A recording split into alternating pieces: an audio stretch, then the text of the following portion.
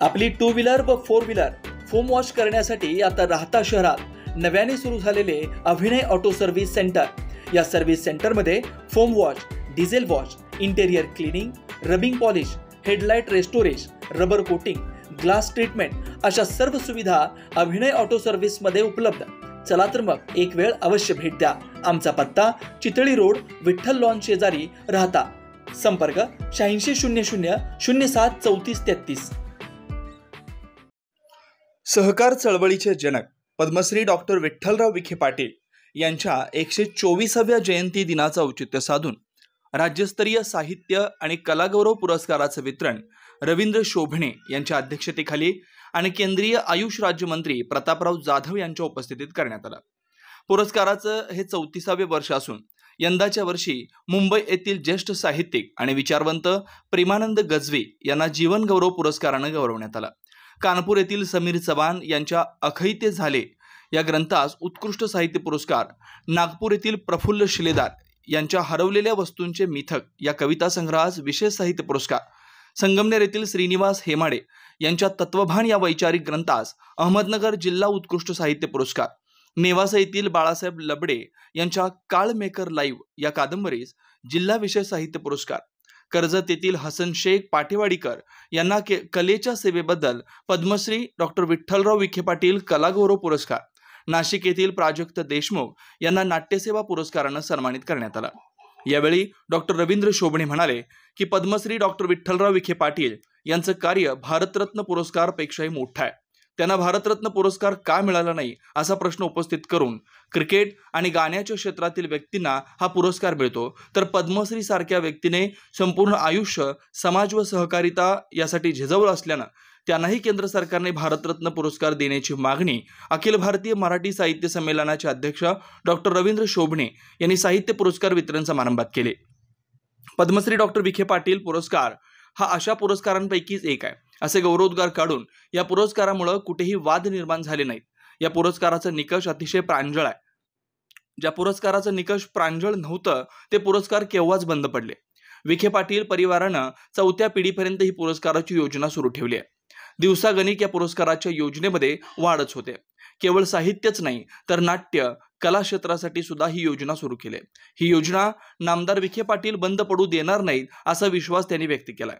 या प्रसंगी महसूल मंत्री नामदार राधाकृष्ण विखे पाटील, माजी मंत्री अण्णासाहेब म्हस्के पाटील, प्रवरा अभिमत विद्यापीठाचे कुलपती doctor Rajendra Vikhe Patil, doctor Sujay Vikhe Patil, doctor Shalinitai Vikhe Patil, पुरस्कार निवड समितीचे अध्यक्ष रावसाहेब कसबे यांच्यासह प्रवरा उद्योग समूहातील विविध संस्थांचे पदाधिकारी उपस्थित होते। इथे अनेकदा येत असतो।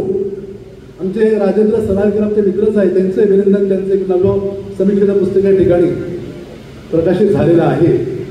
त्या समितीचे ते संयोजक आहेत आणि या मंडळींनी जवळजवळ गेली 34 वर्ष मराठी साहित्यातील महत्त्वाच्या व्यक्तींना, ग्रंथांना जे पुरस्कार देण्याचं कार्य केलं ते निश्चितच महत्त्वाचं आहे। एक आणखी सांगू इच्छितो की गेली 34 वर्ष एखादी पुरस्कार योजना सुरू असणारी फक्त ही एकमेव पुरस्कार योजना आहे।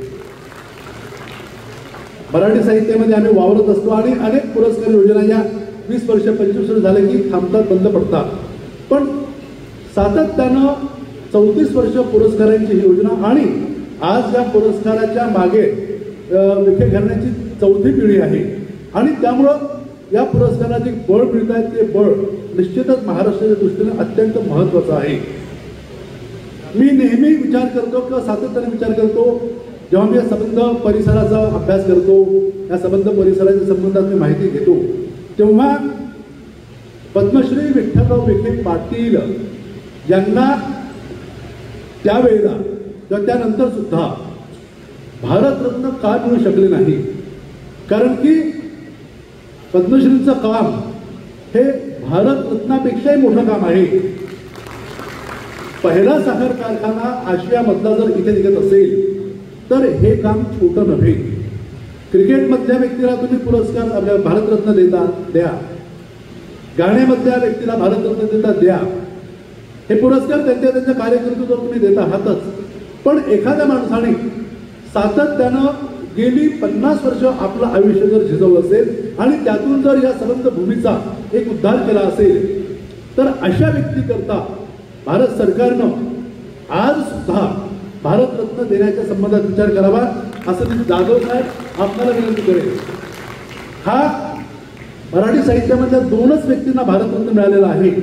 आता तर मराठी लेखकांना पद्मश्री सुद्धा मिळत नाही, हा भाग सोडून द्या. ही जी परंपरा ही संबंध परंपरा ही फुले शाहू आंबेडकर अशी वैचारिक परंपरा आहे. आणि या वैचारिक परंपरेचा वारसा म्हणून ही भूमी या ठिकाणी उभी राहते आहे. फुल्यांचा विचार, फुल्यांचं काम, फुल्यांचं कर्तृत्व आणि फुल्यांच्या कर्तृत्वातून आणि त्यांच्या लेखनातून फुललेले सगळे जे काही वैचारिक प्रवाह आहे, त्या सगळ्या वैचारिक प्रवाहांना इथे खऱ्या अर्थानं स्थान देण्याचं काम या साहित्य विषयक अशा पुरस्कारातून केलं जातं. आपल्या हक्काच्या घरासाठी योग्य ठिकाण श्रीराम पार्क. राहता शहरात प्रथमच स्वतंत्र पाण्याची व्यवस्था देणारं एकमेव 15 एकरचा भव्य NA प्रकल्प. आपल्या पाल्याच्या उज्ज्वल भविष्यासाठी उत्तम संधी. प्लॉटची वैशिष्ट्ये: नगर मनमाड हायवे लगत, 50 फूट पक्के रस्ते, underground electric cable, street light, स्वतंत्र ड्रेनेज लाईन, गार्डन, नयनरम्य परिसर. प्लॉट धारकांसाठी स्वतंत्र विहिरीचं काम पूर्णत्वाकडे, तसेच ओपन स्पेस डेव्हलपमेंटचं काम प्रगतीपथावर. सर्व सुखसोयींयुक्त शाळा, कॉलेज, दवाखाना, पेट्रोल पंप पासून अगदी जवळ.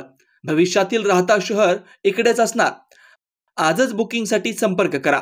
श्री संजय जाधव 9623 89 91 91, श्री अमोल डेंगळे 9623 65 91 91. साईट पत्ता: Nagar Manmad road, hotel red chili समोर, राहता जिल्हा अहमदनगर. चला तर मग वाट कसली बघताय, आजच आपल्या हक्काचा प्लॉट बुक करा. आपल्या हक्काच्या घरासाठी योग्य ठिकाण श्रीराम पार्क.